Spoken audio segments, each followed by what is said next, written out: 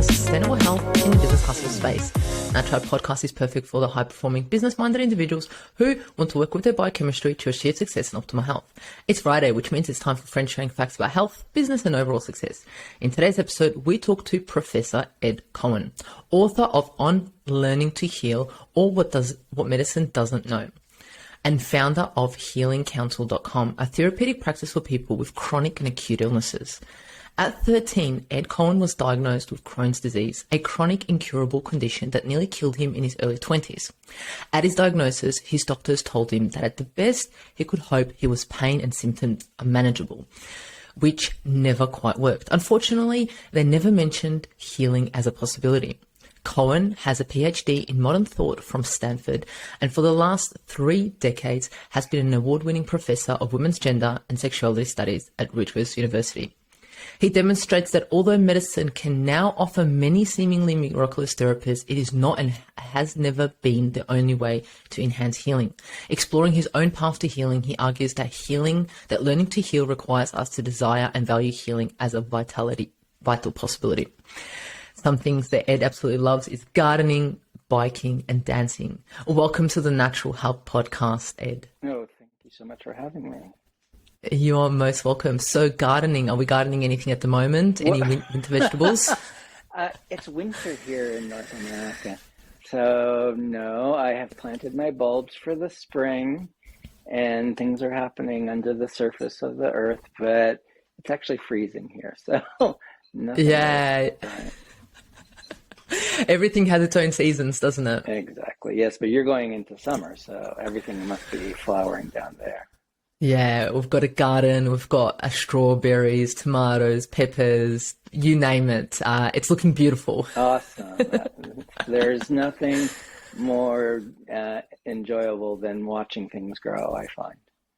It is too. It's the first time a few years ago that I ever planted a seed, and you watch it grow, and it was just amazing. And then you have this vegetable or fruit in your hand and you eat it. It's amazing how it happens. Oh, absolutely. No, I always think from the very beginning of the season to the very end, like, because I'm at the end part of the season, when I have to clear the garden, the amount of biomass that has been produced, just the volume of material that has been synthesized basically from the carbon in the air and with some nutrients, a little water, and some vital intelligence. It is really an amazing process. Yeah, and it's necessary to have the winter, the summer, the spring, autumn. All those seasons are necessary for us, and we need to embrace them. Winter's harder. I love that. So, Ed, I'm so excited to have you on the Natural Health Podcast here to share your story and a bit of the history that you're making. But before we get into that, tell us a little bit about yourself. I introduced you and I said that you did have Crohn's disease and, you looked into healing and so forth. But let's hear it from your own words. What has been your healing journey and where you are today? Well, when I was 13, I got very, very sick on a cross-country trip with my family. And when we got back, I had lost so much weight and was so debilitated that when we stopped at my grandmother's house to drop my cousin off, my grandmother opened the door and started screaming.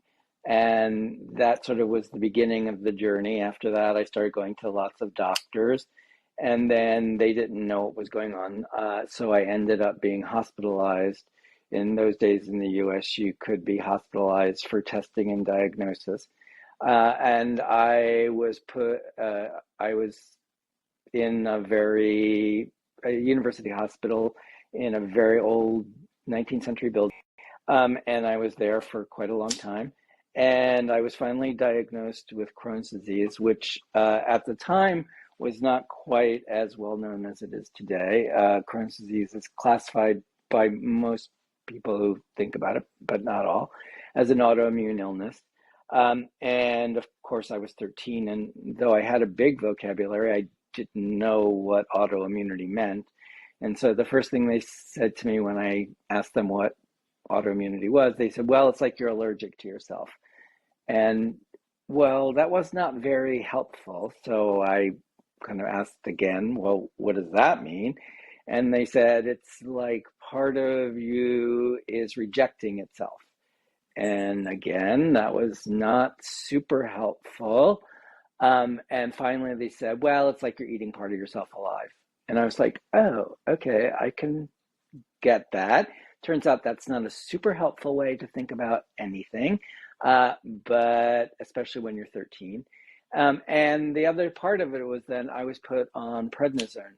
Now, today, there are different kinds of medications for Crohn's and for many different kinds of autoimmune diseases that are known as biologics, which are basically monoclonal antibodies. And they have fewer side effects than the drugs that I was put on.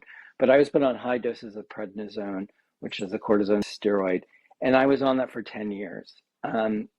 So basically, when I talk about those years, I refer to it as my adolescence on steroids. Literally. It's literally, no, absolutely. And I don't know if you've ever had the joy of taking prednisone, but it's basically like having an induced mental illness. It has many, many well-known side effects that today you can find out about just by Googling. But when I first was diagnosed, there was no internet, no Googling, no nothing, and nobody mentioned the side effects. So it was just the way things were. And that was basically my life for the next 10 years. I was always incontinent. I was always rushing to the bathroom. I developed psychic abilities to discern where toilets were in any place that I was, happened to be. And I struggled to basically have a as normal a life as I could on these high doses of prednisone with an autoimmune disease that left me being incontinent as an adolescent. Then there are many other kinds of symptoms of Crohn's disease, one of which is intestinal blockages. And I had one of those when I was 23, and it actually caused a small bowel perforation, which went undetected at the time. And as a result, the contents of my gut leaked into my abdominal cavity, and I got massive infections, including a giant abscess on a major blood vessel on the outside of my small intestine, and it ruptured. It ruptured several times before they figured out what it was, but the final rupture was a bleed out, or led to a bleed out, where I almost died, and I had a out of body near death kind of experience, which in itself was kind of amazing. But then I was, rushed into emergency surgery, and I did survive that. And after that, I began to heal. As we all do, that's the basis of any kind of medical intervention like surgery or chemotherapy or radiation. Medicine can do all kinds of things that are quite assaultive to the organism, and we depend on our capacity to recover from this. But when I was in the hospital and I was on lots of antibiotics and lots of pain medication, I started going into trances, which I had no idea about. I come from a very devoutly atheistic family. My mother was a communist. My father was a physical chemist. In my family, matter was all that mattered. And I didn't think of this as anything other than that. Basically, I could go into this I would listen to music and go into a kind of light-filled realm in which I could take the light and wrap it around the parts of my intestines and my viscera that they'd taken out parts of my liver. And I thought it was just pain management. At first, when the doctors or nurses would come into my room, they would be freaked out because they couldn't get me to come out of it. They could, but they realized if they turned off the music, I would come out of it. And then after that, we all just thought, okay, Ed's just, listening to music. But then when I left the hospital a few months later, my surgeon in my exit interview said this thing to me that, kind of seared itself into my brain, because he said to me, "You were the sickest person I've operated on in 5 years who's still alive, and I have no idea how you got better so quickly." And Wow. yeah, that was really shocking for a number of reasons. One, it really sort of made me have to take stock of how sick I had been, because I kind of was in denial about the whole thing. Even the out of body near death thing, I just, couldn't really deal with. But then also the other side of it was that my doctor saying, I don't know how you got better, was really quite, earth shattering for me, because I had been so dependent on doctors in the way that they had been telling me what was happening to me, the ways that they had been giving me frameworks for my own experience. And this was the first time a doctor said to me, I don't know, something happened. We know something happened, but I don't know how to describe it. After that, then I had a really serious withdrawal from prednisone. Prednisone is a very, very powerful drug. It basically overrides your adrenal glands, but it also interferes with tissue healing. So because I'd had massive surgery, they had to take me off of it very quickly. And that's never a good idea, especially if you were someone who had been as sick as me. And so I basically went into a kind of drug withdrawal where I then I became dissociated. I became very just I wasn't psychotic, but I was in some weird, not present state of being that was clearly a problem. And I was trying to explain this to a friend of mine one night, and she basically said, I can't deal with you, go to a therapist, which was very good advice. And I ended up going to a therapist that was completely the wrong therapist for me, but also the absolutely most brilliant therapist. One of my roommates at the time was exploring her bisexuality and was interested in her relations with women, and she was seeing a therapist who at the time was famous as the lesbian sex therapist. And during the short period of time that I was seeing her, she was on Oprah Winfrey. So one day my mother called me up and said, I saw you're a therapist on Oprah Winfrey talking about lesbian bed death. I was like, oh, great, that's so great. But Joanne... Amazing.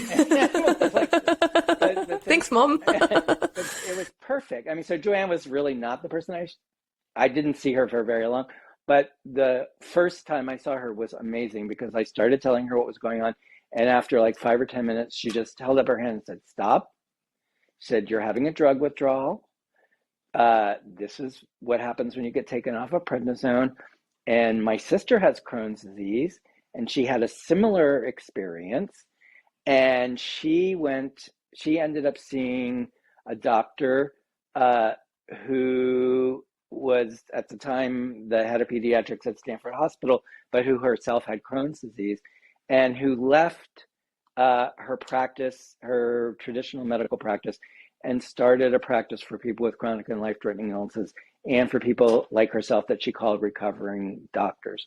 And her name is Rachel Remen. She is an amazing healer. She has written 2 internationally best-selling books, Kitchen Table Wisdom and Blessings My Grandfather Gave Me. And basically she helped me change my life. I mean, she was the first person the first doctor, because she is a doctor, to really affirm that healing is a reality, that medicine doesn't know how to, or medicine knows how to, but it's not that interested in encouraging and supporting the healing process. It's very good for helping us when we're acutely ill, but it's not very good at helping us in restorative ways or for people with chronic and life-threatening illnesses. So in my book on learning to heal, or what medicine doesn't know, I try to use my own learning curve around healing to explain to people why it is that medicine no longer knows about healing in the ways that it might once have tried to know, that it has become very invested in what is, I would call, bioreductionist science as the basis of its practice, which is wonderful. It knows many very important things, but not everything can necessarily be described in biochemical terms. And so what I'm trying to do then, and what I've been trying to do since my early 20s is to learn how to support and encourage my own process of healing. And then as I became better at doing that, to support and encourage the process of healing with others, for others. So, that's a sort of long, short version of a very long story. Yeah, wow. I mean, going back to being 13, a 13-year-old boy, being told what you were told, that's heartbreaking. That's, looking forward to teenage years, adolescence, when it's supposed to be all fun and games, whereas for you, it was trying to figure out what is happening with your body. Yeah, no, it was, and also at the same time I was being told that I was in the hospital, where all these people around me were dying. The woman across the hall was an older woman with cancer, and she was dying. The only person around my age was in the room next to me, and 16-year-old girl who had leukemia, and she died a few months after I got out of the hospital. So yeah, it was it framed the experience of adolescence in a not very positive way. Let me just put it in those Yeah. terms. And being exposed to the topic of death, not even the topic, but the realization of death at such a young age. Wow. And that is just gave me goosebumps everywhere. That's a big thing. And you've even mentioned you had the experience that you did have. Are we able to just touch upon that a little bit? Sure, of course. Yeah. So tell us about it. So as I was saying, I had a small bowel obstruction. It led to all of these complications. I had several episodes in which suddenly I just started bleeding through my anus, just massive gushing blood. The first time was, I was not in the hospital, and my roommates, I was in graduate school, so my roommates found me lying on the floor in a pool of blood. And called the ambulance and sent me to the hospital. And they still at that point couldn't really figure out what was going on. They did every kind of test, because the abscess that was causing the problem was actually on the outside of the small intestine, so it was very hard to visualize it. And then I was also turned out that I had developed all these abscesses in my liver, because the bacteria had started to grow in my liver. And so then I started spiking these incredibly high fevers. So I was hospitalized, and they continued doing tests, on me. And it was an interesting moment. This was in the summer of 1982. So it's been exactly 40 years. And the summer of 1982 was also the time when AIDS was first identified. It wasn't called AIDS yet. And I was a young gay man living in the San Francisco Bay Area, which was the epicenter of the AIDS epidemic. And one day, an infectious diseases team came into my room, and they said to me, the CDC had just published their first article on what at the time was being called GRID, gay-related immunodeficiency. And they came into my room and they said, well, the CDC is reporting that there are these illnesses among gay men, and it seems like they're sexually transmitted, and we don't know what's going on with you. And so we wonder, do you think it's possible that you might have this? And I mean, I had basically been incontinent on high doses of prednisone and very sick for a very long time. So I had not been having sexual activity at all. And so I said to them, well, no, not unless you believe in immaculate infection. And then we all laughed and moved on.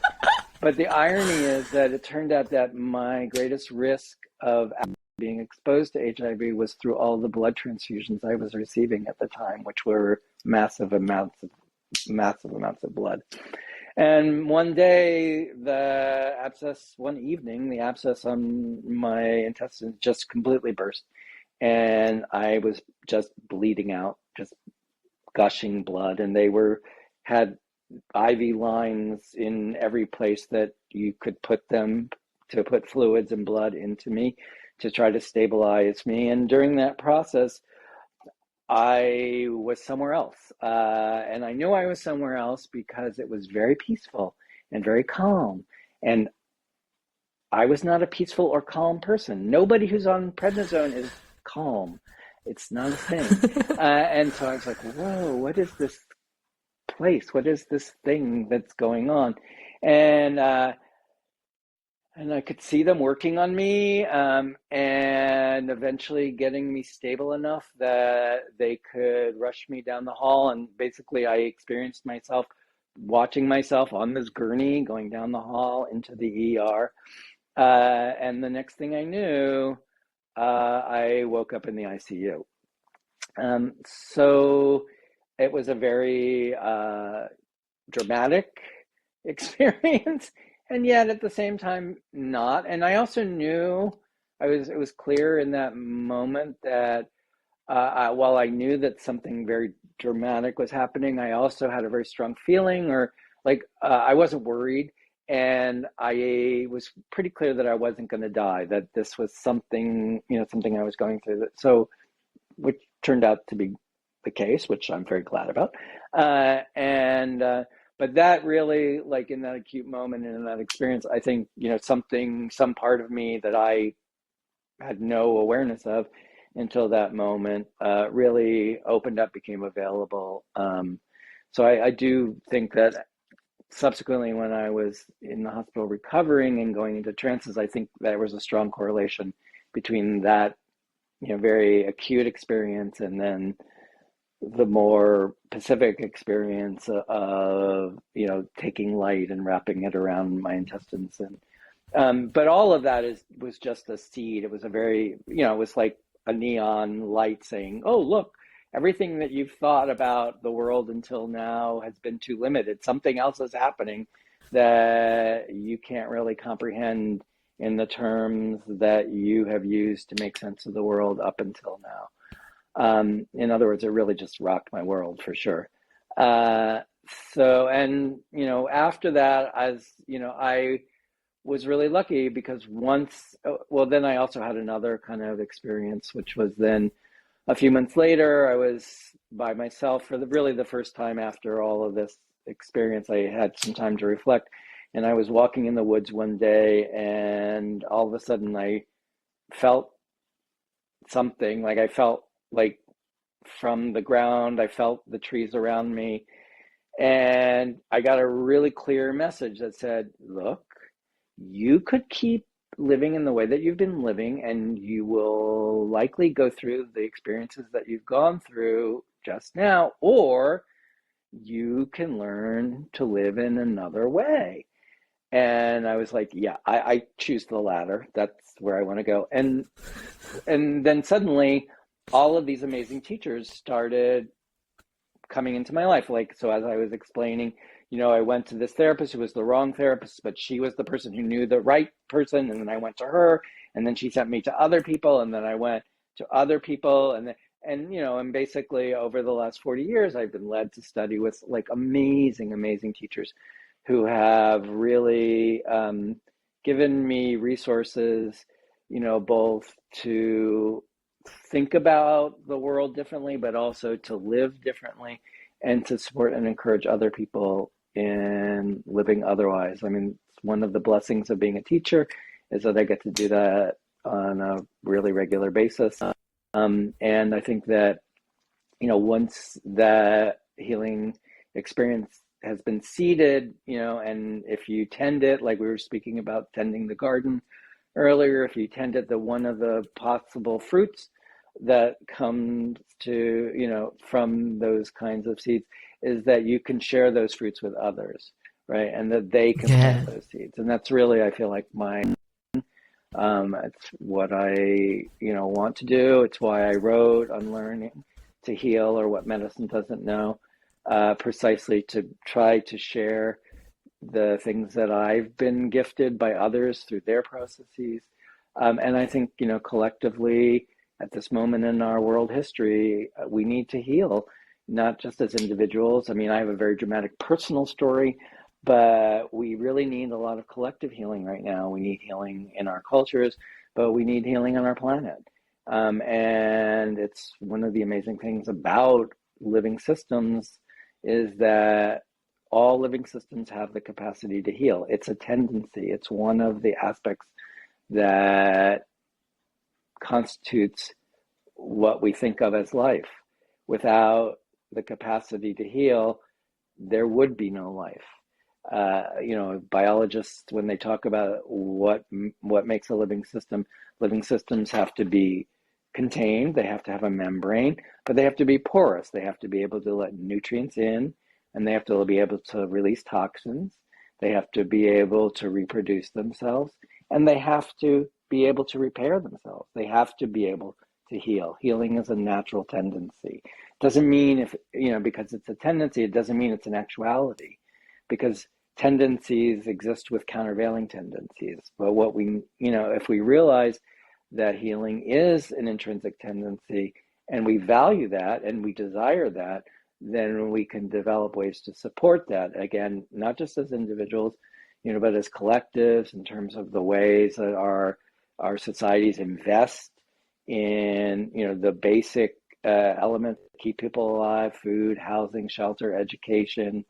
All of those things are healing resources in different kinds of ways.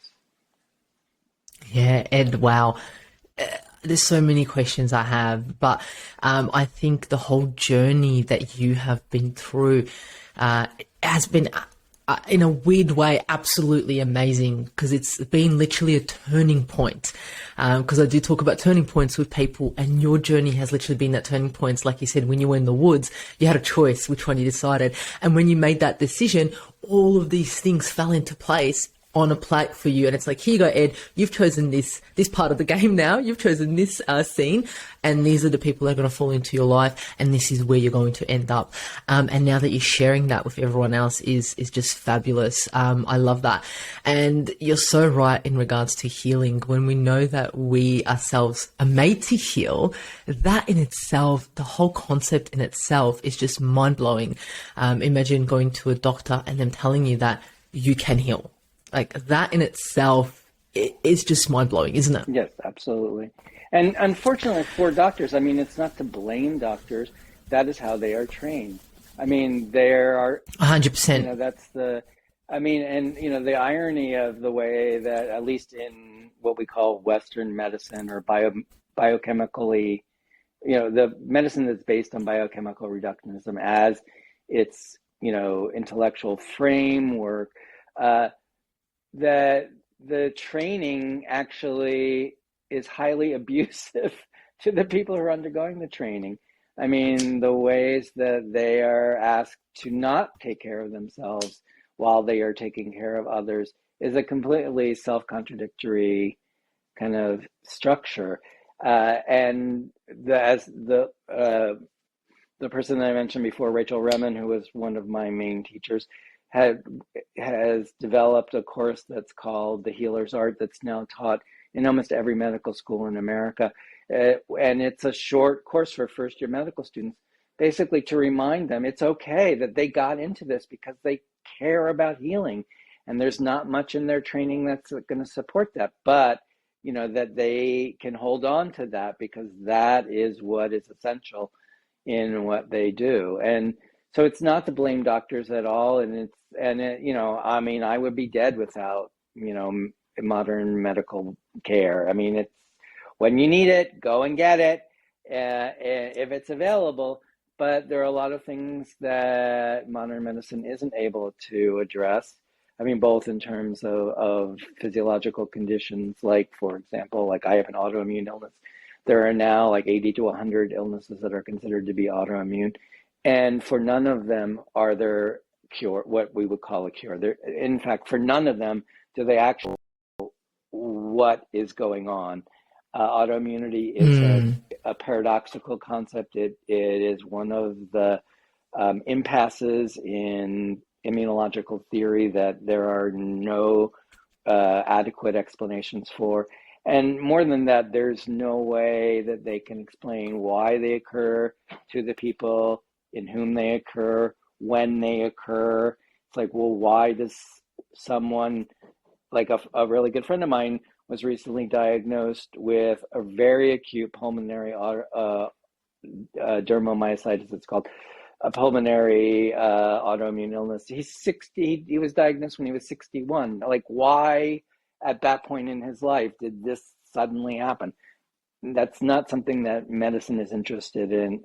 I mean, medicine in general. I mean, particular doctors might be interested, but medicine per se is not much interested in that. I mean, they're interested in how we can suppress those symptoms and keep people alive, which is great. I mean, it's awesome that if they have that capacity, but they don't always have that capacity.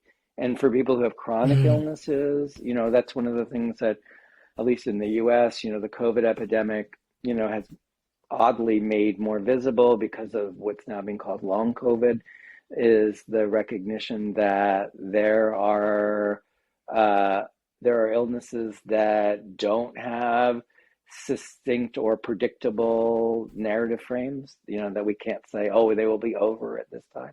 Many of us knew that for a very long time, but it's sort of been hiding in plain sight. So I like that you said it's been hiding in plain sight 100%, because most diseases, illnesses don't really have a start and an end date. There's no such thing. Absolutely. Well, or even, not only do they not have a specific start and an end, I mean, that paradigm is predicated on the model of infectious disease as it was understood in the late 19th century, when the concept of germ theory was first introduced, with the notion that there were microbial agents of pathogenesis. We subsequently have understood that is a limited way of understanding the factors that are involved in something as, I'm going to put it this way, basic as an infectious disease, because many people could be exposed to the same microbial agent, and like COVID is a very good example. COVID is a great example, in fact, because many people can be exposed to this viral particle. Some people will be asymptomatic. Some people will not have any response at all. Some people will be asymptomatic. Some people will have like flu-like symptoms. Some people will get very seriously ill. Some people will have, pulmonary symptoms. Some people will have heart symptoms. Some people will have kidney symptoms. Some people have toe symptoms. Some people will, have immune responses, these immunological cascades, where the organism's response to the presence of an infectious agent actually causes more debilitating kinds of phenomenon, and some people will die. And on the one hand, we can, in terms of epidemiology, we can statistically say, okay, older people are more susceptible. Or we can say, oh, look, in the United States, I don't know what it was like in Australia, but in the United States, it was really clear that, at least, especially in the initial stages, that there were income disparities, racial disparities, ethnic disparities, and actually gender disparities, in who was affected, and in terms of severe morbidity and mortality, although, those things have changed somewhat. But what that makes it clear is, it's like the virus is not the cause. Like we really want to, people really wanted to focus on the idea that SARS-CoV-2 is the cause of COVID. No, anything that happens is always a multifactorial phenomenon. It's something, and this is like the difference between an idea of disease and an illness. A disease is what medicine defines as being a pathology. It's the way that medicine classifies and characterizes certain phenomenon that it can understand in terms of its particular knowledge base. Illness is the way that we experience what it is that medicine has defined as being pathological. And those experiences are particular to every person, you know, and that why they occur, to the people that they occurred, when they occur, it's not not a monocausal system. It's a very complicated system. And you know, basically medicine, like all scientific precepts, you know, wants things to be cut and dry. I mean, want things to be cut and dry, but the problem with wanting things to be cut and dry is only dead things are cut and dried, right? Living systems, if you cut and dry them, you kill them, right? That's like the Yeah. so you know, you can learn a lot in medicine, and medicine learns a lot, you know, from autopsies from dead bodies. That's where medicine learns a lot, but it can't learn anything about healing from a corpse. Corpses no longer have the capacity to heal. So the notions of causality, there's no beginnings or endings. There's no singularity of causes. It's, you know, illnesses arise in the course of our lives. We are living beings. We are events. We happen in time. And, you know, as one of the things, like in relationship to the illness that I have, I like to say, shit happens. Yeah, I mean, Literally. absolutely. Absolutely. I mean, that was before my book was originally called Shit Happens, and then the publisher was not keen on it. So now it's called On Learning to Heal, or What Medicine Doesn't Know, which is more true to what the book is about. But I love the title, Shit Happens. I mean, as someone to I whom love it. a lot of shit happens, yeah, I really, you know, want to like put that out there.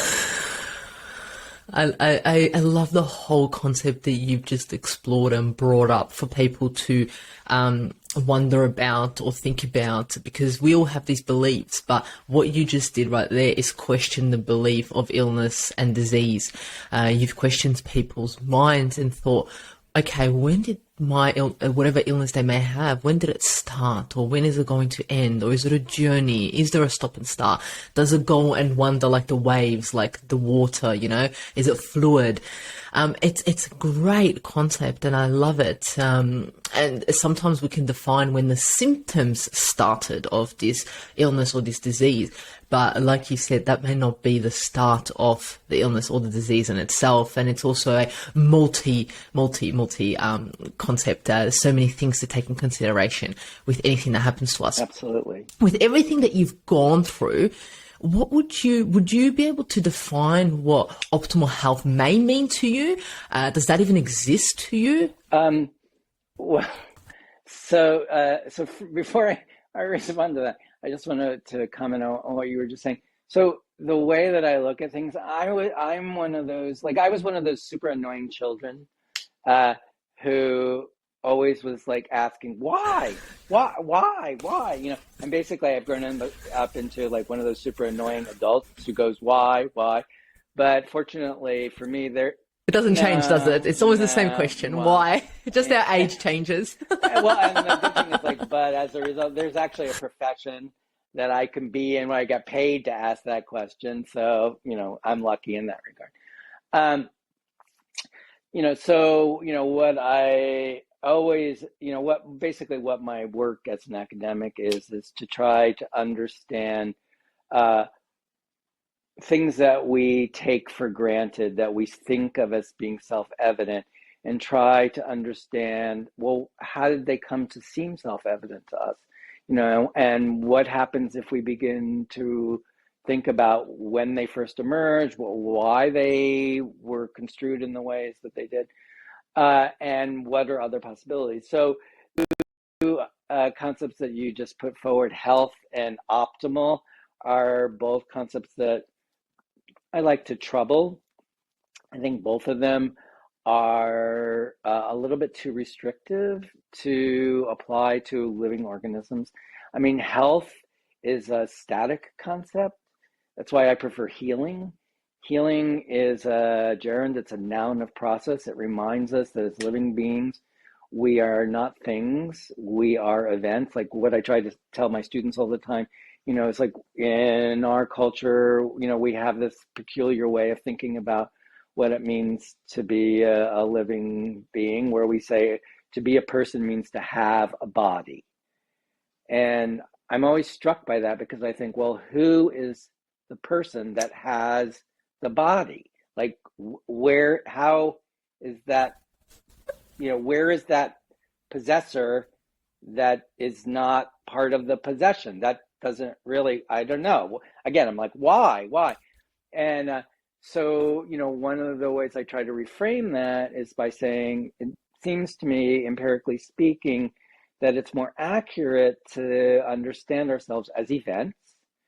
And that, really, if you want to be very biochemically reductionist about it, we are transformations of matter and energy localized in time and space.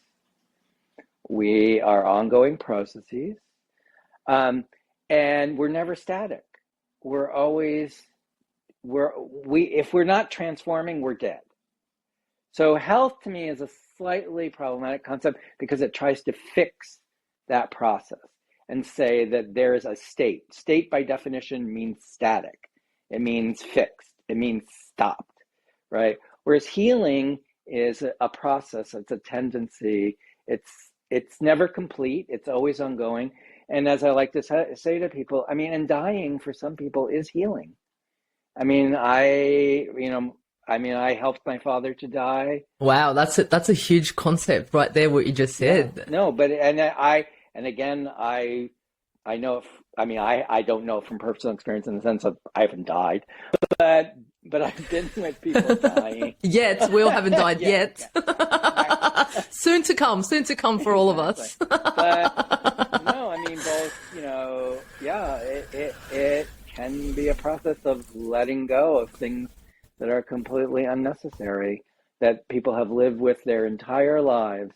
And a friend of mine, before she passed, she was a wonderful person, wonderful, great, but really committed caretaker. She was always taking care of everyone around her, her family, her children, her husband, her work, everything. And she was able to let that go in the last weeks of her life. And she was like blissful. It was like amazing to, be able to, to be a witness to that. That's sort of, so anyway, but that's a side point. So health to me is a kind of limiting concept. That's why I like healing. And again, optimal is another category. So optimal, I'm sorry to be so pedantic, but this is, my job. So optimization is actually a concept that comes from mathematics. It comes from calculus. And optimization refers to the way in which a curve functions in a particular what do you call it, a dimensional space. So I'm not sure that optimization is something that living organisms really are capable of. But what I like to say, and that's why I like to talk about healing again as a process, is my definition of healing is as living organisms, we have the capacity to enhance our vitality, in the way that we live, in the context in which we live, right? So to me, enhancing our healing capacity is a more productive way of thinking about what it means to be living than a more static concept like optimal health. Optimal health to me really is like trying to put yourself in a box, right? Yeah. I knew talking to you, Ed, today, you were definitely going to question some beliefs and some things in my head that I had. I just knew it. I just knew it. It's an occupational hazard. What can I say? No, but I absolutely love it because, like you said, I love the whole concept of that we are an event, that it's a process. There's no end to healing. There's no end to it at all, and it happens at any given time when we decide for it to happen. Yeah, I love it. I knew you were gonna definitely blow my mind today. I knew it 100%. I'm going to myself have to listen to this podcast again and just go, yes, and then I'll call you and be like, can we just talk about this? Absolutely. You have my email. Amazing. Look at my, my website, healingcounsel.com. It gives some of the background of this material. Yeah, I'm happy to talk to people 100%. about it. I mean, as I say, I feel really blessed to have had teachers who helped me along the way, and I'm trying to do that for others. That's, why I wrote my book on learning to heal, or what medicine doesn't know, and that's why I have my practice, healingcounsel.com. Anybody is welcome to get in touch with me. I'm happy to talk to people. I do a brief session with people for 15 minutes or so just to see if it's something they're interested in. So absolutely, if other people want to have their minds blown, bring it on. That's what I say. They already have. They already have. So the whole concept about illness and healing, right? What can illness essentially really, what can it show us? Someone the illness, has the disease, falls sick. What can it show us, and what can it mean for people? Ed? Well, we have to understand that we always live in context, right? There's no, we're not separated from the world at all. And again, that's one of the things that COVID reminds us of. I mean, the word contagion literally etymologically means together touching. We are always touching each other. And people's specific circumstances are very, very different. Some people have a lot of resources and some people have no resources. So it's not possible to say generically like what illness as an experience can mean to everyone. I mean, if you have very limited resources and you don't have time, you don't have supportive conditions, that is going to shape what your experience of illness is very profoundly. On the other hand, I mean, I'm very lucky. I'm very privileged. I have always had very good health insurance.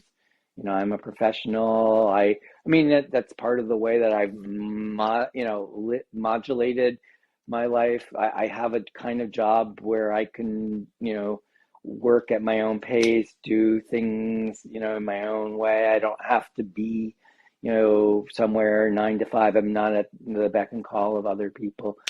So it's really impossible to say, and I really, not only is it impossible to say, but I really don't want to say that illness could be this or that. But in the best of circumstances, where in relationship to whatever shit is happening to you, whether that is something that's physiological or a challenge that's happening to you psychologically or economically, or however the challenge presents itself to you, if your orientation towards that is not that this is an affliction, this is an assault, why is this happening to me? I just want to get back to the way things were before. How do I get over this? Which are all kind of scripted responses when our lives are disrupted by many kinds of factors, including diseases. But if we can approach it from the perspective of, well, something's happening here. is there something that I can learn from this? Is there some way that I can grow from this? Is there some way that I can be more of who I am in the process of experiencing this? And the anecdote that I use to explain this to people has nothing to do with health or illness, but has to do with politics. So I was teaching undergraduate seminar on the night that Donald Trump was elected in the United States, and I was teaching from 6 to 9 p.m. and the election returns were coming in, and the students were on their phones and they were getting clearly disturbed by what was happening. And so at a certain point I could no longer go on with the class, and I had to have, so I said, okay, let's just go around and say, what do we think is happening? Not what do we think will happen, but what do we think is happening right now? And everybody went around, and the very last person to speak was a wonderful young lesbian, Filipino lesbian, who grew up in an evangelical Christian family who were incredibly supportive of her. She's like an amazing human being. And her response was just so moving. She said, I don't know what's happening right now, but what I know is that I am going to continue to try to be the best version of myself that I can possibly be, so that whatever happens, I can respond to it in the best way that I possibly can. And I just thought, girlfriend, you are so right on. And that is That is brilliant. Yeah, I mean, that is, and that's true for all of this, for anything that it's like, in this moment, how can I be the best version of myself so that I can respond to what is presenting itself to me in this moment in the most graceful way, in the most vital way, in the most intelligent way. So I'm always trying to be the best version of yourself, no matter of the external consequences or anything external that may happen. It's how we react to things and how we deal with things, no matter what is happening outside. And this goes directly in line with if someone is sitting at the doctor's office and they do get diagnosed with Crohn's, they do get diagnosed with cancer, they do get diagnosed with whatever disease they want to name it. It's about exactly what you just said, what that girl said. It's about us and being the best version of ourselves. Absolutely. I mean that, and also, not to, and it's not about denying our fear. It's not about, denying our anxiety. I mean, those are all aspects of who we are as well. They're not, they are to be valued. That's information that we're getting about how we are in the world at that particular moment. But if we can approach these occasions as challenges that are precisely those that present us with the possibility of becoming more than we have been up until now, rather than things that diminish us. Because too often, and this is unfortunately, what medicine inclines us to do, because when we go to the doctor, we approach a doctor as someone who is supposed to know. We desire that other person to tell us what is happening to us and tell us what to do. Well, okay, they have a lot of resources and they can identify certain kinds of phenomenon, and they can, if we're lucky, because not for, but for certain, they can prescribe certain things that, modulate, but we are the ones who are living our own lives. We are the ones, we need to take back that power that we give to medicine. Which is not to say medicine isn't powerful. Medicine's very powerful. But if we heal, we do the healing. Medicine, and this is what medicine thought it was, ever since medicine was first invented, in the 5th century BCE, medicine always thought that its job was to support and encourage the natural power of healing. And unfortunately, when medicine took on the notion that it should be a science rather than an art, it bracketed that traditional self-understanding and got into business. And of course, medicine's a business, right? And its trademark, its selling point is that it sells us cures, it sells us treatments, but things that are not saleable, things that are not quantifiable, uh, are things that remain and uninteresting to it. It's not that medicine doesn't know they exist. It does. Doctors are presented with phenomena like my surgeon said to me, "You're the sickest person I have operated on in 5 years. He's still alive, and I don't know how you got better so quickly." I mean, doctors know that this happens. Doctors know that there are spontaneous recoveries from cancers. Doctors know, I mean, but they're considered anecdotal, right? Because we can't quantify them. We can't put them in an algorithm. They're not predictable. And, fair enough, that's not their business, but it could be their business to at least acknowledge the importance of those potentialities, even if they aren't the ones that they themselves can invest in. So essentially the missing link for healing, it's something that can't be patented and can't be solved, No, which is within us all. No, absolutely. Exactly. That is absolutely mind-blowing.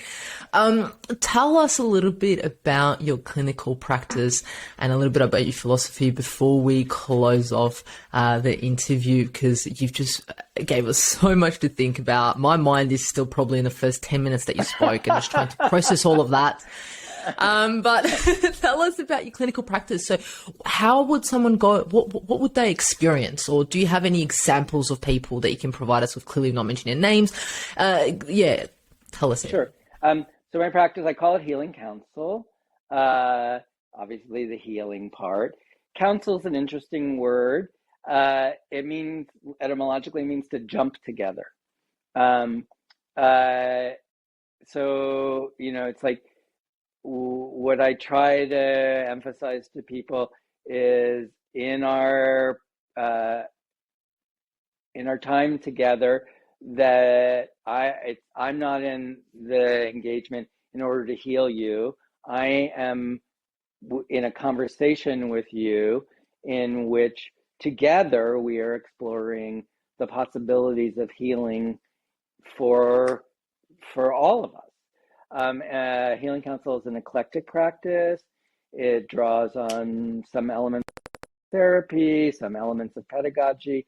It's actually a practice that I call, well, it's a practice of what's called psychagogy, that nobody really knows what that is anymore, but psychagogy is pedagogy's twin. It's existed for millennia. Socrates was a psychagogue. The difference between pedagogy and psychagogy is the pedagogy, peda is like child, right? So pedagogy is the conduct of children, whereas psychagogy is the conduct of minds or souls.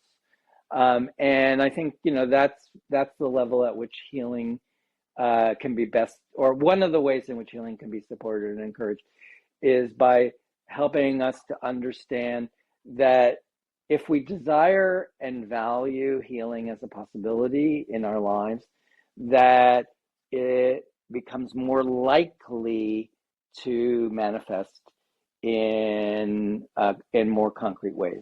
So we work together. I use guided imagery, I use meditation, I use different kinds of movement practices. It's depending on who the person is, that's interested in healing. But basically what I try to do is create a context in which together we value healing. Because in general, our culture doesn't do that. But if we create a value context in which healing is something that we're interested in, right, that we're trying to call forth, then it can manifest in many different kinds of ways. It can manifest physiologically or not. It's not, it doesn't mean your symptoms will go away. It doesn't mean that you'll be pain-free. It doesn't mean, obviously, that you're not going to die, because guess what? We all are. But what it is trying to suggest is that at every moment, it is possible for us to enhance the quality of our lives in the context in which we live them. and we all live in contexts in which there are certain kinds of limitations. But that doesn't mean that we have to be defined by those limitations. That, as one of the chapters of my book, the second chapter of my book is called "We Are More Intelligent Than We Know." So healing counsel is about helping us to access that intelligence that we don't yet know about ourselves. That is absolutely brilliant. And the thing that you said at the start of the podcast, which I loved, is that if we are in the process of healing ourselves, we're not only healing ourselves, we're healing the collective. Absolutely. I think that's a major point, because it's not just about us, it's about everyone around us, because we're all connected. No, absolutely. And that's why I like, the anecdote about my student, because, she was 20 and she already understood that. That is a basic precept of being a living being. How we live affects all other beings, those that we are directly in contact with. But as we know, through issues about global warming and environmental change, I mean, literally how we live our lives, how we drive our cars, how we affects the biosphere. I mean, it affects the entire context of life on our planet. Yeah, 100%. So, Ed, everyone listening to this podcast is like, wow, this is absolutely amazing. To kind of close it off, are you able to give us, or the audience, give them maybe a few practical tips about healing, for their journey of healing? If they could do something today, or one thing they can think about, what would that be that will lead them closer to healing?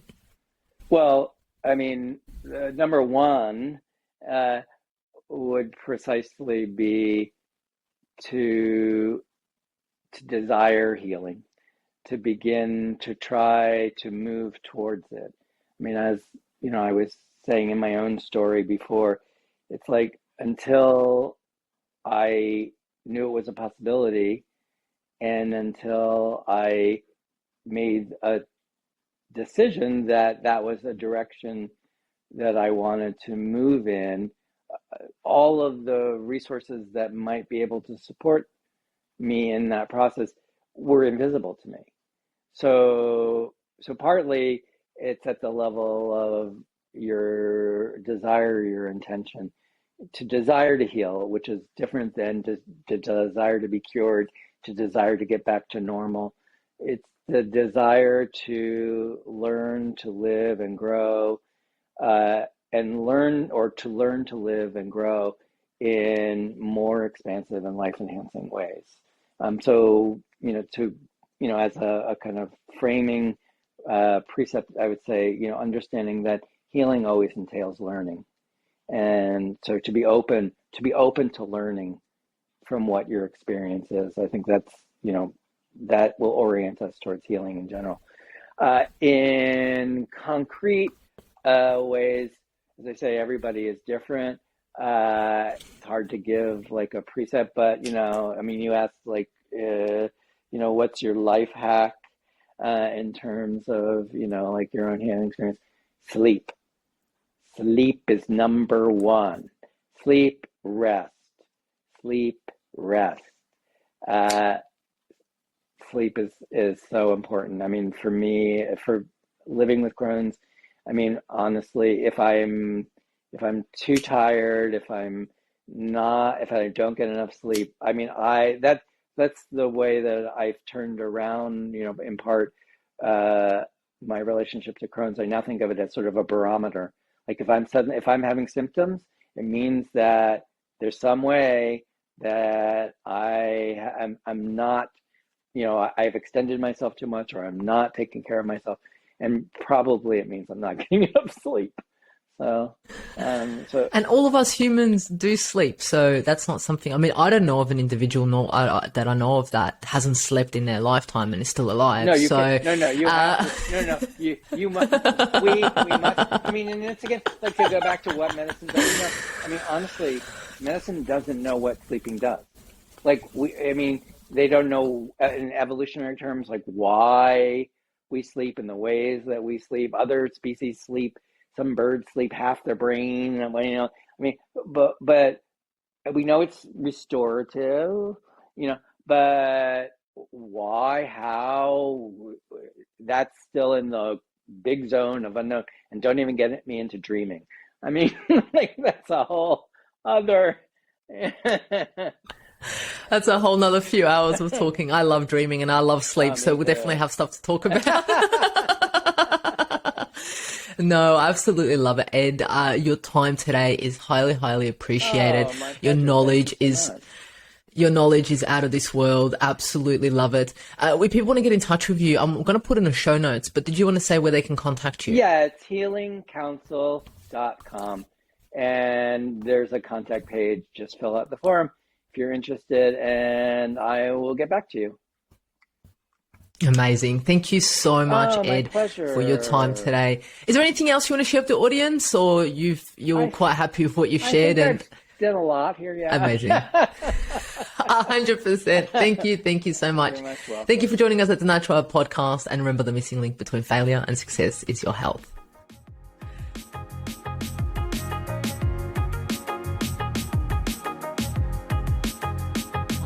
Information provided here is opinion of Mahela Raguse and is for information purposes only. It does not constitute medical advice.